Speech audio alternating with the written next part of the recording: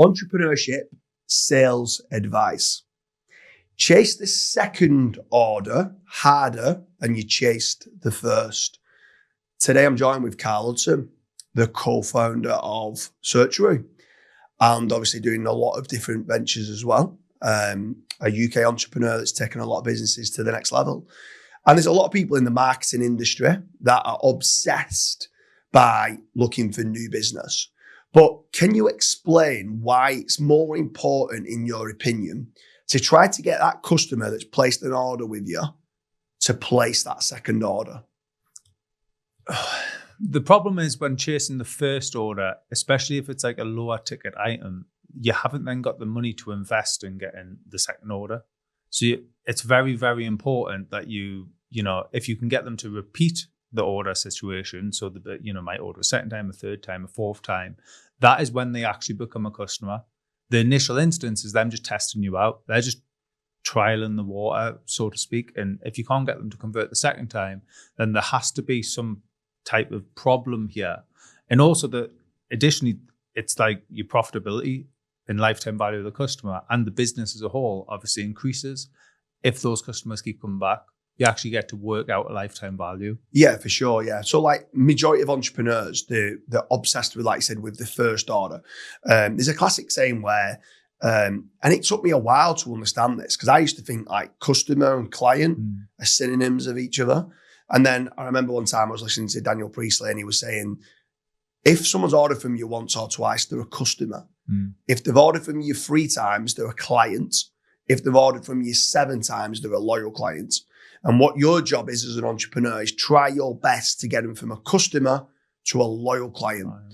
So with regards to that as well, I think another massive one where obviously I'm an investorpreneur. I'm looking to buy businesses.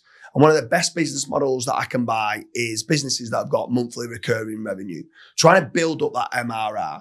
And when you're building up that monthly recurring revenue and you're getting repeat orders from the same customers, I know once I'm taking over that business, the multiplier of that business is worth so much more money than if you're starting from zero every month. So you get in and you're consistently on the flywheel, on the hamster wheel of basically turning around to try to get new business, where you're like, actually, if I can onboard one new client a week, and I can get them to be one new customer a week, and I can get them to be a loyal customer within a few months, so they're reordering, it becomes a habit.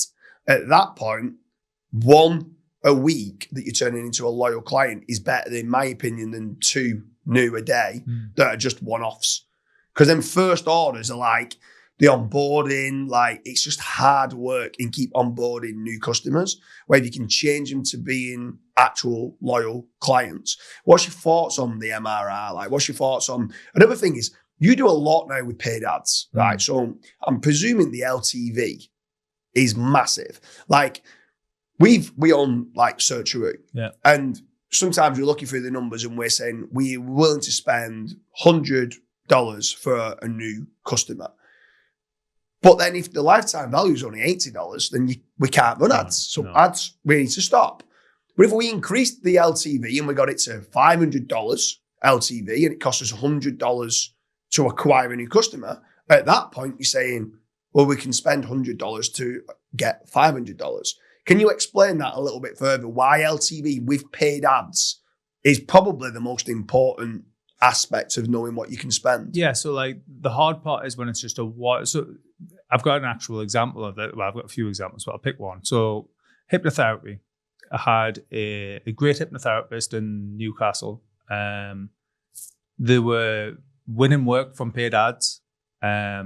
And then I'm monitoring the account. I think they were getting an average of like a lead was £40.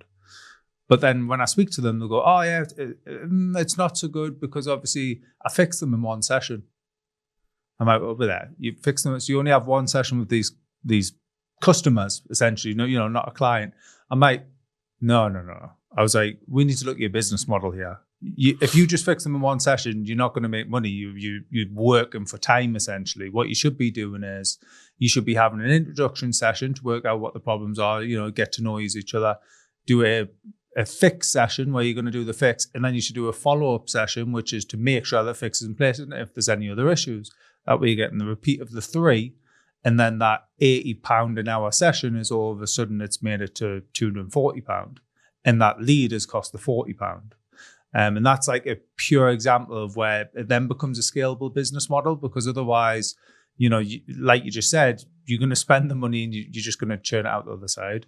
Whereas, if you can do it for £40 and then you're making the 240, it just becomes, you just keep spending the £40, wouldn't you? Yeah, for sure. So with regards to entrepreneurship sales advice, with regards to getting them from a customer to a loyal client, how important do you feel tripwire marketing becomes in this with regards to trying to initially just get some sort of audit or offer that sounds very enticing to get the foot in the door, to get them to get the card out of the wallet? Majority of the time now they can do Google Pay or Apple Pay, so they don't do that.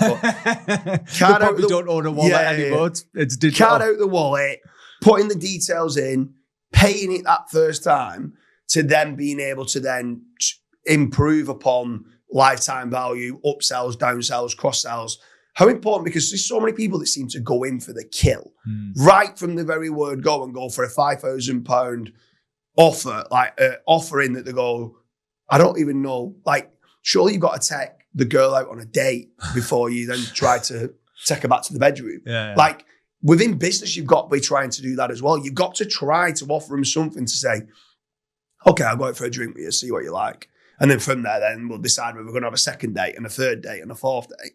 Like, surely, like, some of the ads of what you're doing with regards to sales advice for entrepreneurs should be, they need to look, even if it's a lost lead, that first offer, just to get them on the hook to them, okay, that's customer sales number one. How do I get them to sales number two? How do I get them from number one to number two? Hopefully within that audit, there's something within there, even that this says almost as a freebie that gets them to just spend a little bit more again, not that they've got a wallet, but card out with a wallet to then be able to do it, to then pay a second time, to pay a third, until it becomes a habit of being, okay, now I'm paying. And it becomes a habit to pay, let's say, Search a Roof or whatever the service is that's being offered with AI visibility and backlinks and so on and so on. Like, how important is tripwire marketing within this? Like, absolutely hugely, but probably even more so is the customer journey and your flow, because you can do a $7 tripwire or a $40 tripwire, but if your follow-up process is terrible, you're still stuck in that same rut of you've just spent £80 or £40 for the lead and you've just spent 50 on doing the audit or whatever it is. So it's definitely one of the most important aspects, but more importantly, it's your customer retention model. So how often are you getting in touch with them? You're not always just sell. You have to give information, jab, hook. I think we were just chatting about early on. You shouldn't always be just going for the kill. They need to feel like they're appreciated and valued, and that they're actually gaining knowledge from what you're offering, as opposed to just always having to get the credit card out, because you'll very quickly get sick of that. And 9 times out of 10, if you've set that model up wrong, you'll probably not get them to order again. So important there, right? So you're talking about, there's a few people called jab, hook, and some people say, nah, do jab, hook, and provide so much value that that they feel like they're having to buy from you because you've helped them so much. And also, you touched upon their touch points. Like, how important is it before miring them? Like, surely there needs to be, is it twice a day, once a day, once a week, once every few days? Like, at what point does it become annoying with how many emails that you're sending versus so many businesses, I order from them and then never hear from them again. And I'm like, that's horrendous. So there needs to be, I'd prefer all my businesses to be doing too much than too little.